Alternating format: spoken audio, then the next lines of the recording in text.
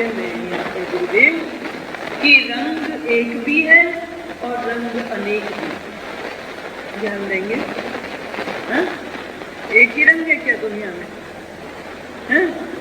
रंग एक भी है, अब क्या कौन सा रंग एक है? और रंग अनेक भी है। आकाश का दर्शन करो, श्याम रंग का ही होता है, लेकिन उसी आकाश में जरा सुबह देखो तो सही कितने रंग आ जाते हैं, और उसी आकाश में बरसात के बाद देखो तो सही 7 रंगों का इंद्रधनुष ये दिखाता है कि मैं भी, तेरा भी कोई रंग है। तो वहां पर कह रहे हैं रंग एक भी है और रंग अनेक भी है। एक ही रंग है और अनेक रंग व्यर्थ हैं, रंग नहीं, ये भी विचारों का चक्र है। ये कहना कि भाई अगर प्रभु को पाना है तो केवल भगवा कपड़े ही पहनने हैं, और दूसरों ने कहा नहीं नहीं पीले ही पहनने हैं। कुछ संत लोग काले कपड़े पहनकर चलते हैं, और सूफी संतों ने कहा कि अब जब तक तुम गर्म कपड़ों को गर्मियों में भी पहनकर नहीं रहोगे तब तक तो मुक्ति होगी नहीं, प्रेमी है हो ही नहीं। अनेक लोगों ने अनेक रंग बताए, तो रंग एक भी है, रंग अनेक भी हैं। ये कहो कि एक ही रंग, अब मीरा पर कृष्ण का रंग चढ़ा हुआ है, तो तुलसी पे राम का रंग चढ़ा हुआ है, तो कबीर को निराकार का ही भाव है। क्या इनमें से कोई भी गलत है? अपने अपने ढंग से अपने प्यारे परमात्मा का भजन करके अपने जीवन को सफल कर रहे हैं। अब ये कहे मीरा कि कबीर का तो रंग ही नहीं है, मेरा श्याम का रंग ही रंग है, तो मीरा ने तो ऐसा नहीं कहा। मीरा ने ये जरूर कहा कि मेरे तो गिरधर गोपाल, दूसरों न कोई, पर उसने ये नहीं कहा कि और तो रंग है ही नहीं, केवल कृष्ण का ही रंग है, ऐसा नहीं कहा। इसलिए गुरुदेव कहते हैं संत के जीवन में यही होता है कि चाहे तुम राम कहो चाहे कृष्ण कहो, है ना, अपने मन में रंग कहो, चाहे काला कहो उसे और चाहे गोरा कहो। काला कहो तो वो राम है और कृष्ण है, गोरा कहो तो वो विष्णु है। क्या विष्णु का रंग नहीं है? तो भगवान के अनेकों रंग हैं, सभी रंग उसी के हैं, ये मानने वाला। और जो ये मानता है कि रंग एक ही रंग है और रंग बेकार है, और बल्कि इनको तो हम कहें कि रंग ही नहीं है, तो ये भी एक विचार है कि मेरा धर्म तो महान और दूसरे का धर्म शैतान। तो ये कहते हैं जो ये कह रहा है वो ना तो सत्य को मान रहा है और ना सत्य को उसने अभी समझा भी नहीं है। आंशिक सत्य अंश है, पूर्ण नहीं। थोड़ा सा सत्य को समझा है, थोड़ा सा प्रभु की ओर जरूर चला है, लेकिन पूरी तरह से सत्य में डूब नहीं गया। हमें कहते हैं कभी कभी जब हमको बहुत सर्दी लगती है, गंगा जी के किनारे जाते हैं, 1 चिल्लू पानी पी लेते हैं या 1 चिल्लू पानी अपने ऊपर डाल लेते हैं, क्या देते हैं, हो गया स्नान। लेकिन स्नान करके तो देखो, तब पता लगेगा कि क्या ठंड में जमकर रह जाओगे, है ना। तो इसी प्रकार उस परम पिता परमात्मा का थोड़ा सा कुछ समझा और कहने लग गए और सब बेकार, बस नहीं थी। ये कहने का तात्पर्य है ना गुरुदेव का, मतलब संत ये नहीं चाहते कि हम जाने बिना, पाए बिना और दंभ करने लगे कि हमही ने सब कुछ जान लिया है और किसी को तो कुछ भी प्राप्त नहीं हुआ है। इस दंभ से बचाने के लिए हमको कह रहे हैं कि आंशिक सत्य अंश है, पूर्ण नहीं। और जो पूर्ण सत्य को प्राप्त कर लेगा वो तो कह ही नहीं सकता किसी के लिए भी कि भाई कोई बेकार है, कोई दूसरा रंग बेकार है। वो तो ये देखेगा। अब हम देखते हैं कुछ लोगों को कुछ रंग पसंद है और रंग एकदम पसंद नहीं, लेकिन कभी हम लोगों को तो ये लगता है कि सारे रंग ही तो अंग्रेज ने रंगे हैं, और एक से एक कैसे कैसे रंग अंग्रेज बना लिया करता है। यहाँ पर जो आपकी साड़ियां रंगता है उसको भी तो देखो कैसे कैसे रंग बना लेता है। सभी रंग हैं, अपनी अपनी पसंद है। कोई गुलाबी पहन रहा है तो किसी को हरा पसंद है, तो किसी को लाल पसंद है, तो किसी को काला ही पसंद है। पसंद अपनी अपनी है, लेकिन रंग तो रंग ही है। इसी प्रकार कह रहे हैं कि जो आंशिक सत्य को देख लिया जिसने, बस जो ये कहे कि भगवान तो सुबह 4 बजे भजन करो तभी मिलेंगे, तो क्या वो ठीक कह रहा है? और कोई कहता है कि रात के समय पूजा करोगे तो ही तुम्हें साधना तुम्हारी सफल होगी, तो क्या वो सच कह रहा है? और कोई ये कहे कि दोपहर में भी कोई भजन करने का समय है, तो क्या वो सच कह रहा है? अरे भजन करने का कोई भी समय नहीं, सारे समय भजन करने के लिए है। उस समय है जबकि तुम्हारे मन में प्रभु के भजन करने की लगन लग जाए। जिस समय मन खूब चैन से लगा हुआ हो, 4 बजे उठ के हम देखा करते हैं कुछ लोगों को, उठ गए 4 बजे, स्नान किया, भगवान के सामने बैठे, माला जप रहे, ऊँघ रहे। ये 4 बजे उठने से कैसे भगवान मिलेगा? तो आप हम लोगों को गुरुदेव ये बताते हैं कि जो आंशिक सत्य को सत्य कहता है वो सत्य का अंश है, पूर्ण नहीं है। प्रभु का सुमरन सुबह करो, रात करो, दोपहर करो, श्वास श्वास से करो। प्रभु कब कहता है? संतों ने कहा किसी भी अवस्था में किसी भी स्थान पर तुम अपने प्रभु को याद कर सकते हो। तो बस मन में भाव होना चाहिए, मन में प्रेम होना चाहिए। प्रेम है तो प्रभु को याद करने में तुम्हें कोई भी समय की सीमा नहीं है, कोई बंधन नहीं है कि इस समय याद करना और इस समय नहीं करना। तो इसलिए कह रहे हैं कि आंशिक सत्य अंश है, पूर्ण नहीं। थोड़ा सा जाना और ज्ञानी बन के बैठ गए तो हम दम्भ करते हैं। हमारे भीतर थोड़ी सी अल्प ज्ञान क्या करता है? अभिमान बढ़ाता है। और जो जो ज्ञान बढ़ता जाता है तो क्यों अपने आप ही विनम्रता का भाव आता जाता है और ये दिखता है कि सभी कुछ ठीक है, सभी कुछ सत्य है। इसलिए कहा कि आंशिक सत्य अंश है, पूर्ण नहीं है। फिर कहा आंशिक सत्य क्या है? समझ रहे हो ना? अब चलो अपन लोगों को ऐसे बतला देते हैं कि आपने मुझे सेब का एक टुकड़ा खाने के लिए दिया और आपने कहा थोड़ी देर बाद कि आपने तो पूरा का पूरा सेब खा लिया, तो क्या ये सत्य होगा? सत्य होगा क्या? ये सत्य नहीं होगा, ये सत्य नहीं होगा। कहा उन्होंने इसलिए कि आंशिक सत्य क्या है, तो समझो कि आंशिक सत्य क्या है।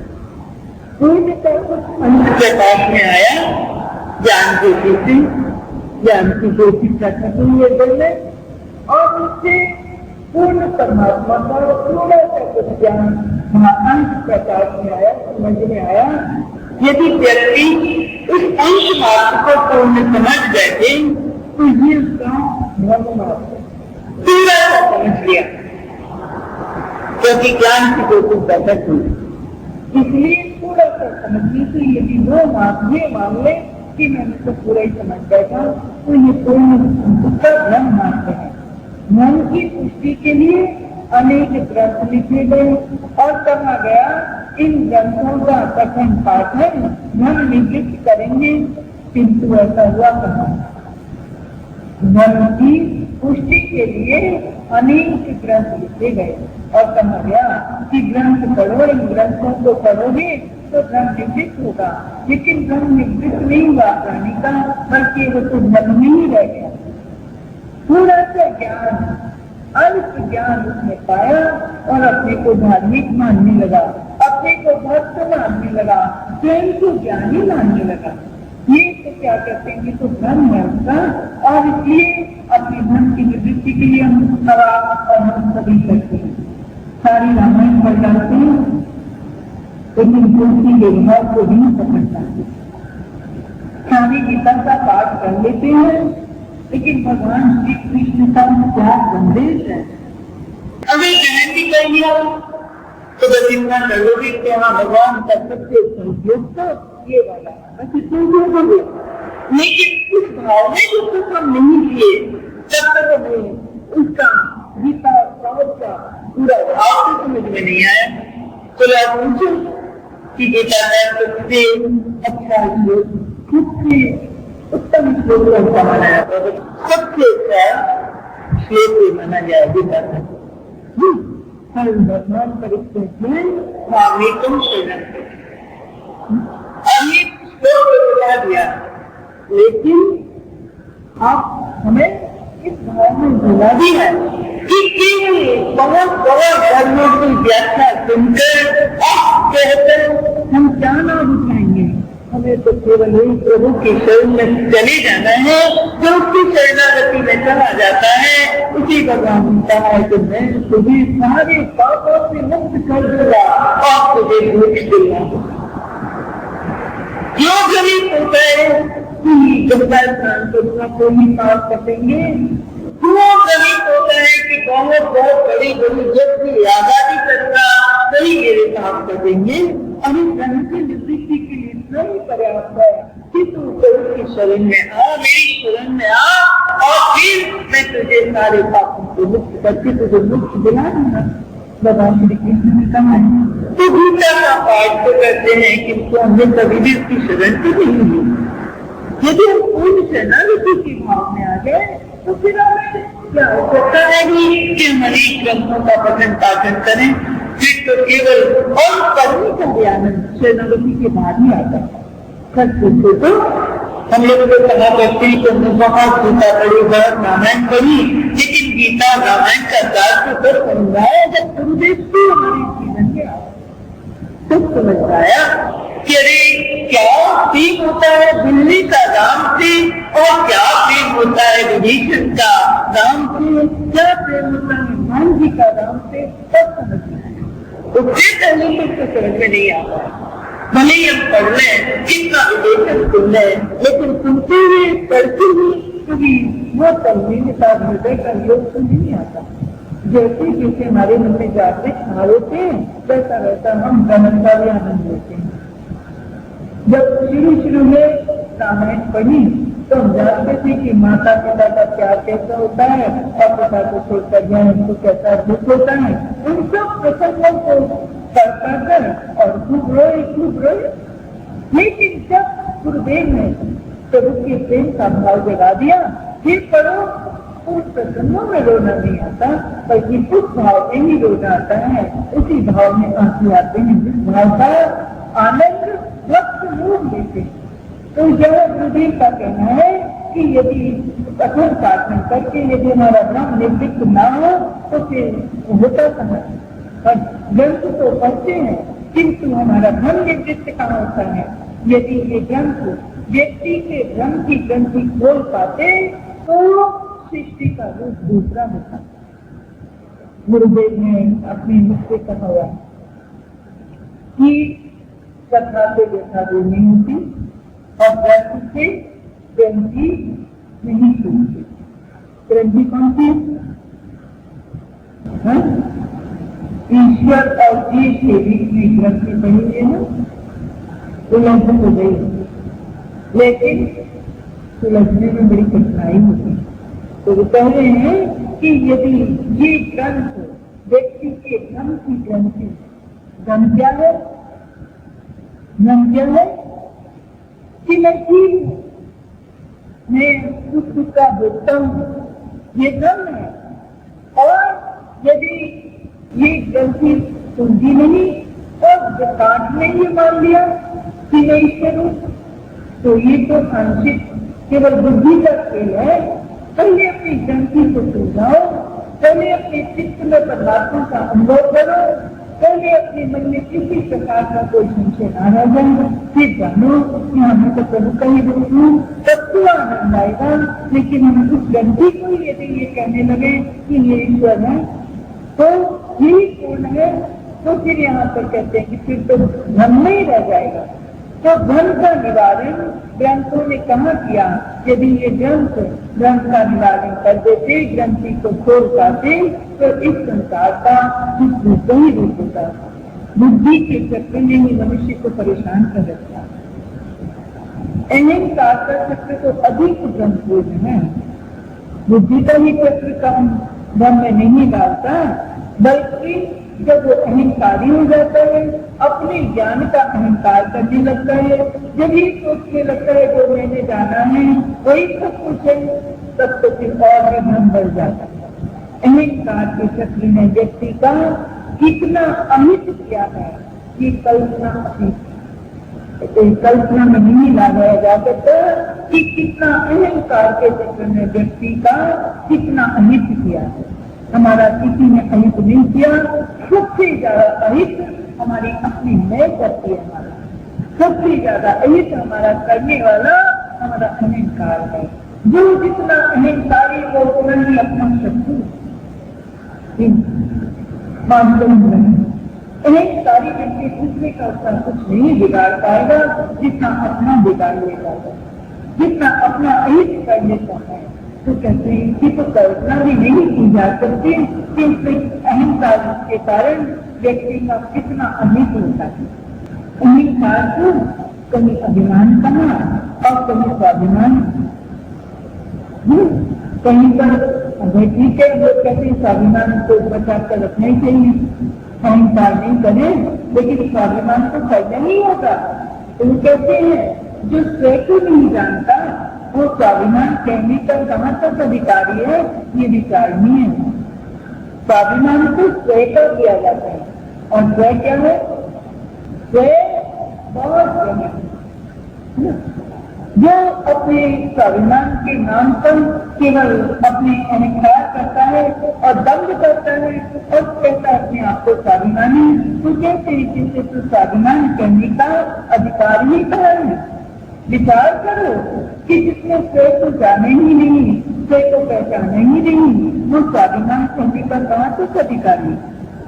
कौन विचार करे और क्यों विचार करे? उसे तो अहंकार अति अहंकारी व्यक्ति विचार नहीं करता, किसी की बात नहीं सुनता, उसे तो अपना अहंकार ही बहुत प्रिय होता है। इसी अहंकार और बुद्धि बल पर धर्माचार्यों ने अपने अहंकार का ही प्रदर्शन किया।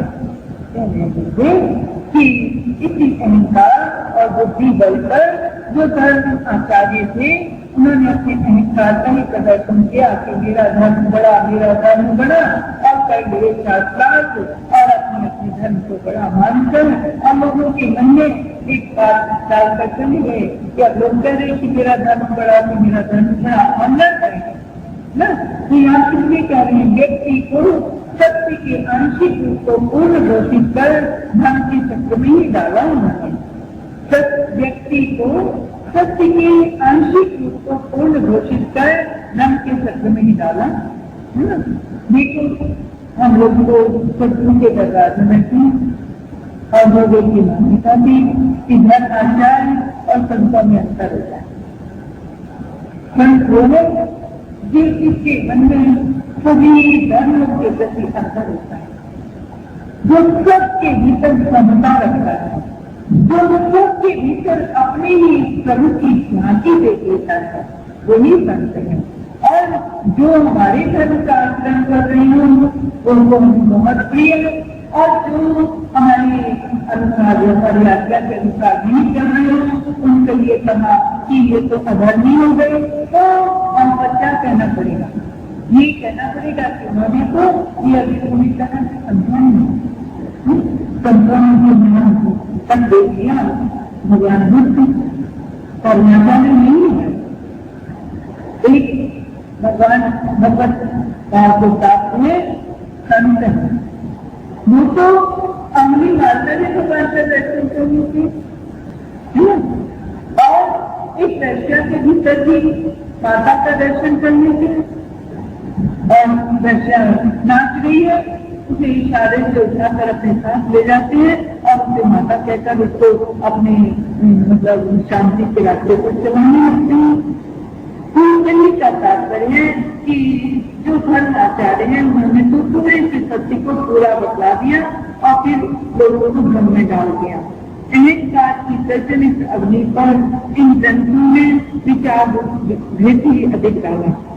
पहले तो अहंकार हमारा पहले खुद जोड़ता है कि हम जब मुझे झुकना ही नहीं चाहते, उसके ऊपर इन ग्रंथों में अहंकार की अग्नि के ऊपर घी की आहुति और डाल दी।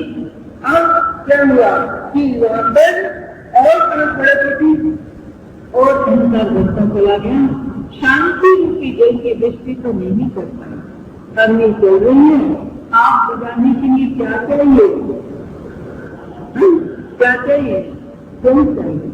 अग्नि को बुझाने के लिए अहंकार की जो अग्नि निरंतर हमारी भड़क रही है, इसको बुझाने के लिए क्या चाहिए? शांति का जल चाहिए। बल्कि हम ये नहीं कहते कि हमारे उपेक्षी की और हम लोग को डाल दे कि हमारी अपनी और बना तो कहते हैं कि इतनी शांति रूप की जल से दृष्टि न कर पाए क्योंकि उन उपदेशों में बुद्धि और अहंकार छद्म में कार्य कर रहे थे और आज भी वो चक्र चल ही रहा है और शायद किसी न किसी रूप में चलता ही रहेगा। इस तरह का कहने का तात्पर्य है कि ये बात को हम लोग बात करते हैं कि निष्ठा को एक करनी होगी और हम एक ही भाव में चलते हुए और तो परमात्मा को प्राप्त कर सकते हैं। इस पर उनकी कहा करते थे कि 4 फाइदा एक पाया पकड़ कर खींचो तो क्या होगा? पूरी 4 फाइल कर अपने पास आ गए। इसी प्रकार परमात्मा की एक रूप में आराधना साधना प्रेम करो, पूरा परमात्मा तुम्हारे जीवन में टूटे रहेगा। ये बात अलग है।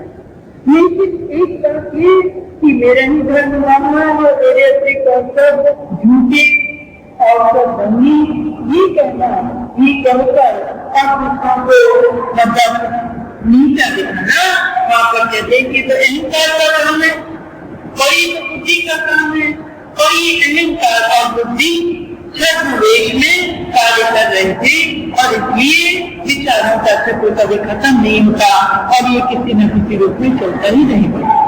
निराभिमानी व्यक्ति सत्य को अधिक प्रकाश में लाने के लिए प्रयास करता है।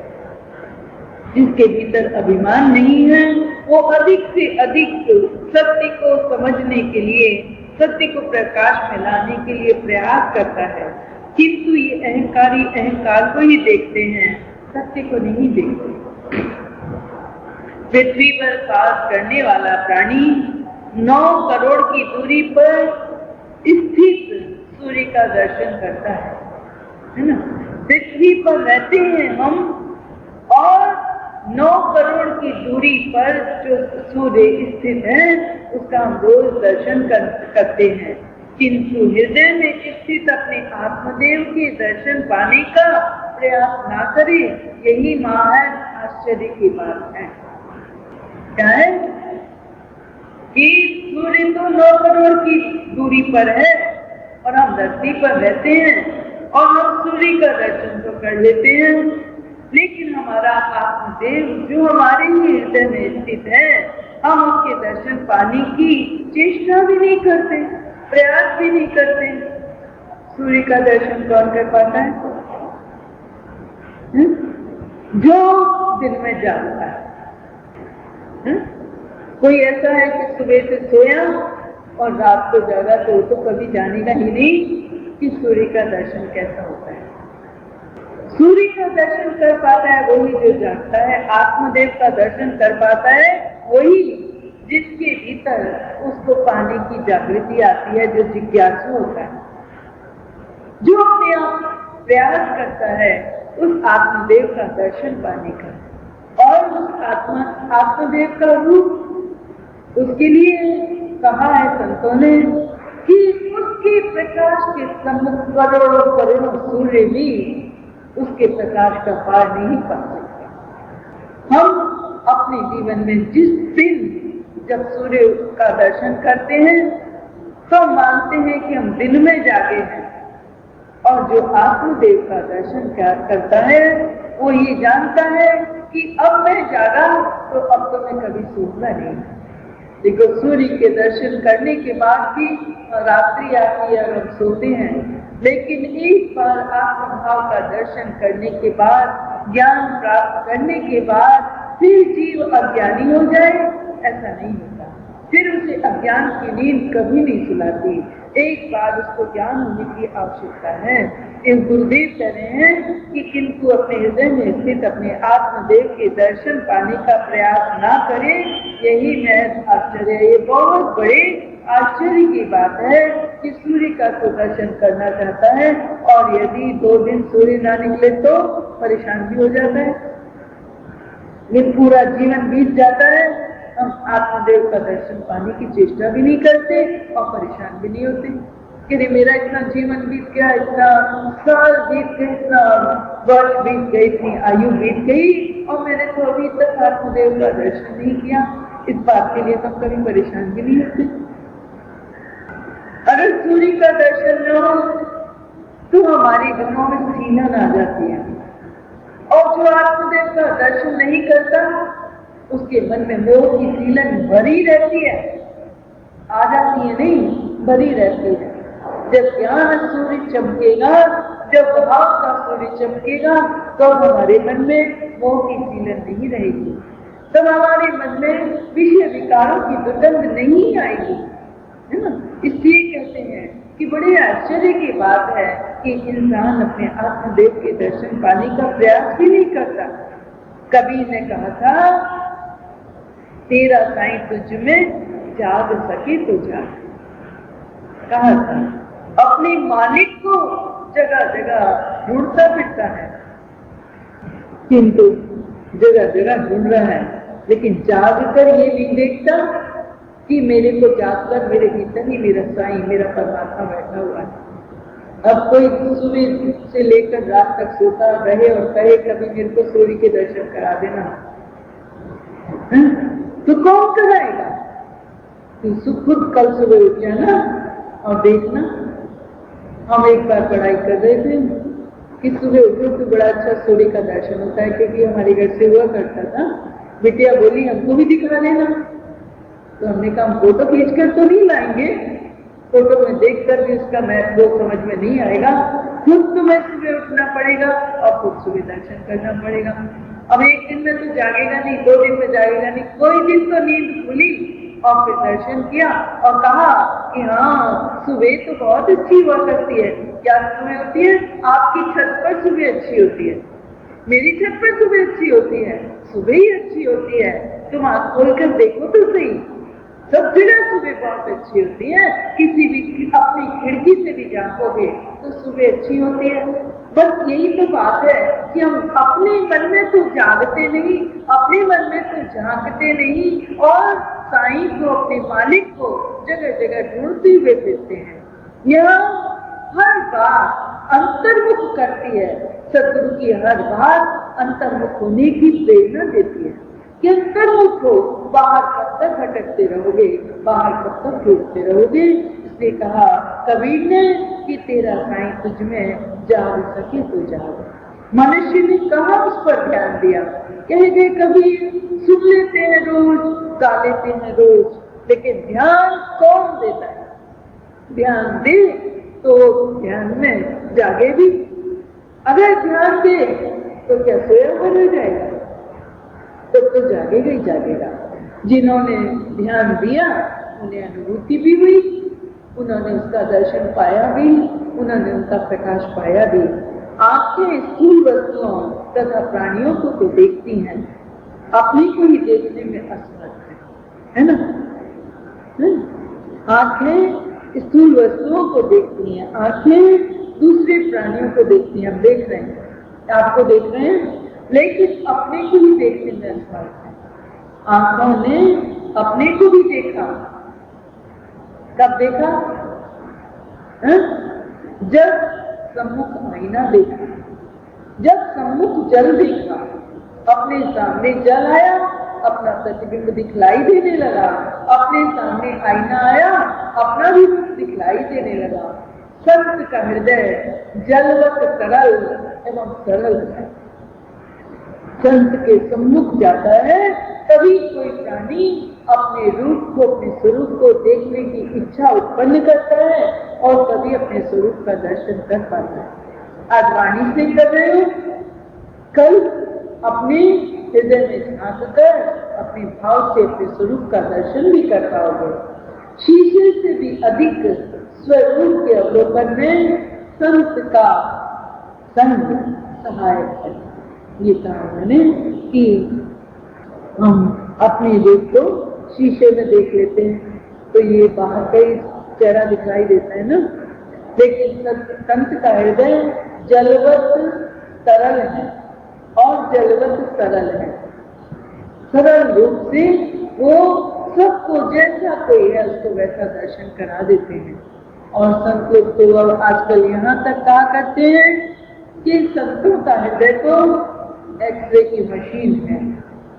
आपकी चमड़ी, आपका मांस, आपका हड्डियां, आपका मन, बुद्धि, चित्त, अहंकार सबका पार करके उनकी दृष्टि सीधी तुम्हारी आत्मा पर पहुंचती है और उसे तुम्हारी आत्मा को सामने लगकर फोटो खींचकर और दिखा देते हैं और कह देते हैं कि देख तू हाथ का पुतला ही नहीं है, और देख ये तो केवल तूने ऊपर से वस्त्र धारण किए हुए, किसी ने नीली साड़ी पहनी है, किसी ने काली और किसी ने सफेद, ऐसे ही किसी की चमड़ी गोरी, किसी की काली और किसी की सफेद, बस इतना ही तो अंतर है। वास्तव में यही तू नहीं है, हारमास का पुतला ही नहीं है, तू मन, बुद्धि, प्राण, चित्त यही नहीं है, तू अहंकार मैं जो करता है ये मैं कुछ नहीं है।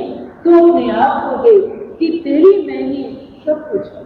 जब हम अपने उस स्वरूप का दर्शन पाएंगे तभी हमारे जीवन में आनंद आ पाएगा।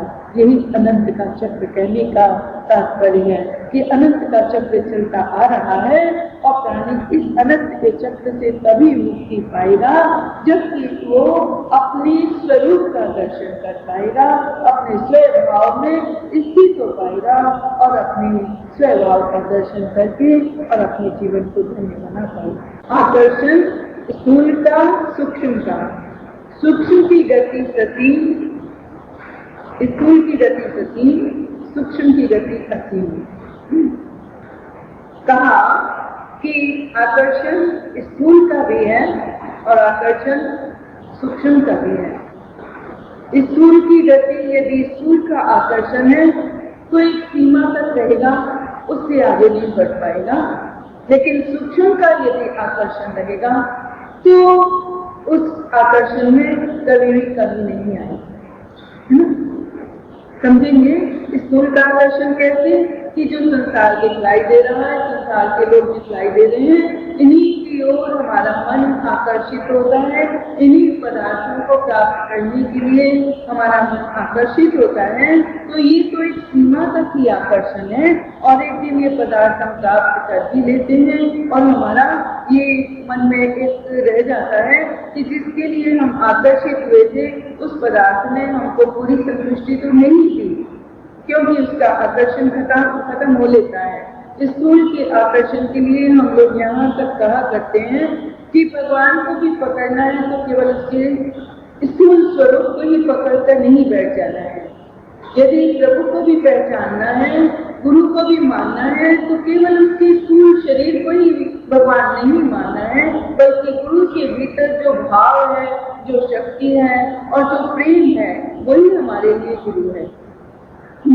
अगर हमने शरीर को ही गुरु मान लिया तो आज गुरु है कल नहीं रहेगा, लेकिन उसकी जो कृपा है, उसका दिया हुआ जो भाव है, उसकी दिया हुआ जो प्रेम है वो असीम है, उसका कभी भी अंत नहीं होगा। इसलिए सूक्ष्म को जो पकड़ते हैं वो गुरु के भाव को यथार्थ पकड़ के और असीम भाव का आनंद लेते हैं। उन्हें लगता है कि ठीक है शरीर चला जाता है लेकिन उनकी की हुई तपस्या या उनका दिया हुआ भाव उसका तो कभी भी अंत नहीं होगा। तो कहते हैं स्थूल की गति ससीम है, सीमा तक ही स्थूल का आकर्षण हमको मिल सकता है, लेकिन सूक्ष्म की गति तो असीम है। असीम में सभी भावनाएं तथा स्थूल सूक्ष्म निहित हैं। जो असीम है जिसकी कोई सीमा नहीं, असीम का अर्थ भी परमात्मा को ही कहा गया। असीम भी परमात्मा ही है। सीमा में हमारी स्थूल भावनाएं रह जाएंगी, सूक्ष्म भावनाओं का वहां पर कोई भी मूल्य नहीं होता, किंतु असीम में सभी भावनाएं चाहे वो स्थूल हो और चाहे सूक्ष्म हो वो सभी समा जाती हैं, क्योंकि वो असीम है ना। यदि मेरा बचपन में भगवान श्री कृष्ण की मूर्ति का ध्यान करती है तो भी मीरा के लिए असीम की उपासना करती है, और जब मीरा अपने गिरधर गोपाल में समा जाती है तब भी उसके लिए गिरधर गोपाल उसके असीम ही हैं। लेकिन जब वो उनकी एक अपने अंदर उनका अनुभव कर लेती है, अपनी आंखों में उसका अनुभव कर लेती है, तब उसके लिए लगता है कि कृष्ण कहाँ नहीं है, कि उसके मन में से भाव निकलता है कि सब जगह पर मेरा साईं बसता है। गोपियों के मन में भाव आता है भगवान श्री कृष्ण का आकर्षण, बड़ा अच्छा लगता है, बांसुरी बजाते हैं और उनके वो उस पर आकर्षित होती हैं। किंतु जब भगवान छोड़कर चले गए उनको वृंदावन में, तब क्या गोपियां ये विचार करती हैं कि भगवान खत्म हो गए, हमें छोड़कर चले गए, विलाप करती हैं। लेकिन फिर भी कोई यदि उनसे कहे कि भगवान नहीं है तो वो कहती है कि तुम्हें नहीं दिखलाई देते हैं, हमें तो दिखलाई देते हैं। कैसे दिखलाई देते हैं? बोले हमको तो ये दिखलाई देता है कि किसी देखूं कि श्याम में जहाँ देखें वहाँ पर पृथ्वी का एक एक कोना श्याम से भरा हुआ है। वहाँ पर उनके सामने गोपियों के सामने कृष्ण नहीं है, उस समय कृष्ण गोपियों के सामने कृष्ण का सूक्ष्म भाव है, स्थूल रूप में नहीं है लेकिन सूक्ष्म भाव है, और उस सूक्ष्म भाव को पकड़कर वो कृष्ण की आराधना में ही लगी हुई रहती हैं। इसीलिए कहते हैं कि जो सूक्ष्म है असीम है, उसमें तो स्थूल और सूक्ष्म दोनों भावनाएं निहित हैं, लेकिन स्थूल में ही यदि रहना है तो केवल सीमा में रहना है। सीमा में क्या है? स्थूल सीमा में है, और सूक्ष्म उसका तो भाव असीम है। और असीम तो ये कहो कि केवल सूक्ष्म भावनाएं असीम को पकड़ पाती हैं, तो कह रहे हैं कि असीम में स्थूल भावनाएं भी कार्य करती हैं और सूक्ष्म भावनाएं भी निहित होती हैं। इसी में है कि वो निहित का भी अनुभव करे, जो मतलब असीम में निहित है, छिपा हुआ है, समाया हुआ है, उसका भी प्राणी अपने में अनुभव करे। यही ना कहता रहे कि नहीं मैं तो निर्गुण और निराकार की ही उपासना करता हूँ, मैं तो केवल सूक्ष्म के भाव में रहता हूँ, इसलिए मैं तो कुछ बाहर से कोई कार्य करूंगा ही नहीं। अगर कोई भी कार्य हम करते हैं परमात्मा के लिए, चाहे आरती करें, चाहे पूजा करें, चाहे उसका सूक्ष्म में ध्यान करें, सभी भावनाएं हमारी उसी असीम के प्रति समर्पित होती हैं। भगवान श्री कृष्ण ने तो यहाँ तक कह दिया कि यदि कोई भूत प्रेत आदि की पूजा करता है तो वो पूजा भी मुझ तक ही पहुँचती है। ये बात दूसरी है कि वो मतलब दूसरी तरह से पहुँचती है, सीधे सीधे नहीं पहुँचती, तो वहाँ पर भगवान श्री कृष्ण ने तो यहाँ पर कहा है, वहाँ कोई भी पूजा करें, कोई भी आराधना करें, पहुँचती तो सभी असीम में सभी समाई हुई है। सभी पूजा आराधना हमारी असीम के लिए होती है, किंतु यदि हम सूक्ष्म का भाव ग्रहण कर लेते हैं तो हमारा सीधा संपर्क उस असीम से बन जाता है। हमें फिर ये चिंता नहीं रहती कि ये व्यक्ति हमें छोड़कर चला जाएगा, या हमारे सामने हम अब जब मंदिर से बाहर निकल कर जाएंगे तो हमारे सामने ठाकुर नहीं होगा। अगर हमने स्थूल का ही भाव रखा है तब तो हमारे लिए ये होगा कि मंदिर में तो भगवान है और मंदिर से बाहर गए तो भगवान नहीं है। और यही हमारा बहुत ज्यादातर हम ऐसी ही पूजा करते हैं कि जब तक ठाकुर के सामने बैठे तब तक तो माला है, तब तक तो पूजा है, और ठाकुर के सामने से जैसे ही हम हटते हैं वैसे के वैसे हम जैसे थे वैसे के वैसे हो जाते हैं। तो कारण क्या है? कारण है कि हमने ये माना कि स्थूल में तो परमात्मा है, लेकिन हमने ये नहीं जाना कि हम संसार के किसी भी कोने में चले जाएंगे, ठाकुर तो हमारे संग रहता है, हमारे संग वो हमेशा ही रहता है। अगर हम सूक्ष्म का भाव लेंगे तो हमें लगेगा कि कहीं भी चले जाएं, उस परम पिता परमात्मा के कृपालु हाथ बड़े लंबे हैं। हम किसी भी कोने में चले जाएं, उसकी कृपा हमारे ऊपर रहेगी, वो हमेशा हमारे साथ है। यदि हम इस प्रकार रहेंगे तो फिर हमारा हृदय हमेशा ही आनंद से भरा हुआ रहेगा, परमात्मा के प्यार में उमड़ता हुआ रहेगा। तभी हम अपने व्यवहार में भी और परमात्मा में भी सत्य को उतार सकते हैं। तो कहा इसलिए यह बहुत तेज नहीं है क्या? कहा इसलिए कि नित्य इसी में है, प्राणी तेरा भला इसी में है। कि किसमें है?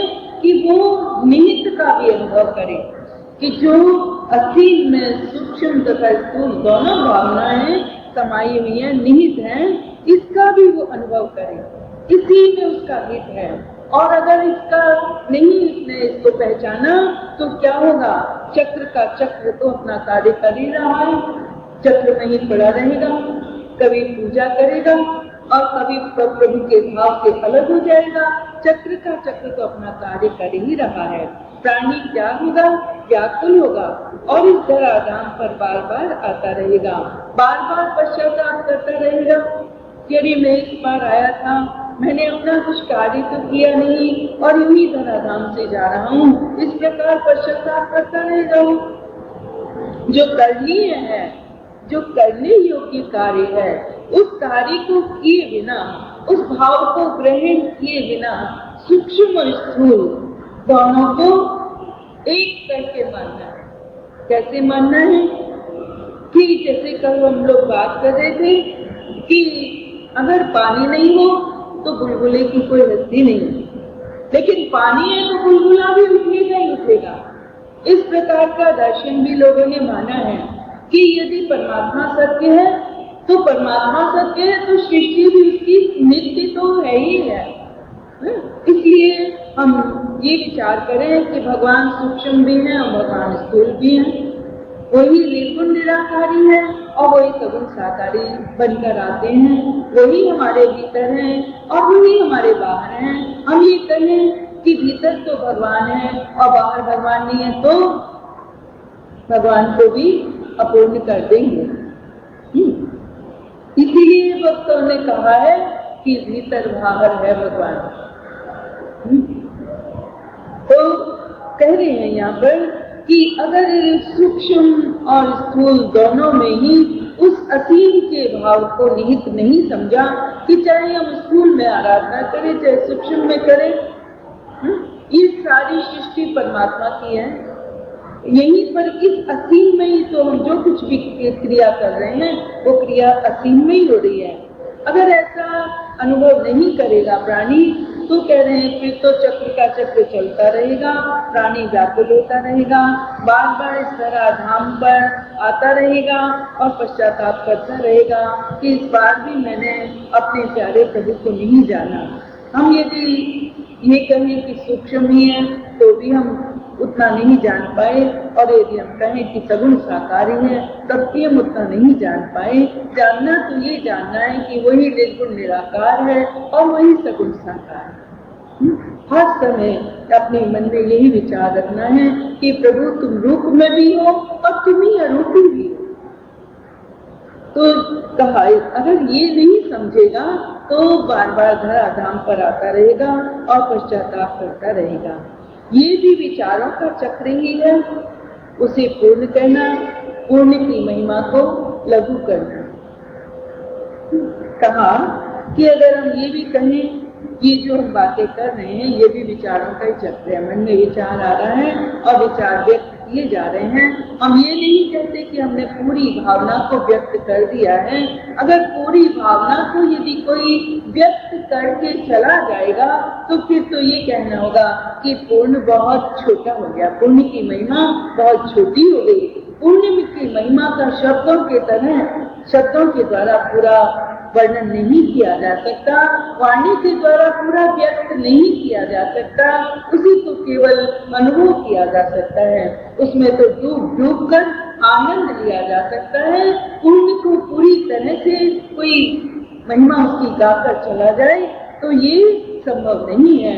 यदि हम ये कहें कि हमने पूरी महिमा परमात्मा की गाली, तो कहते हैं ये भी पुण्य की महिमा को लघु करना है। ये भी संतों की विनम्रता है कि पूरा कहने के बाद भी और फिर भी यही कहते हैं कि नहीं, मैंने पूरा नहीं जाना, अभी तुम्हें और जानने के अवसर हैं, और खोजो और पाओ।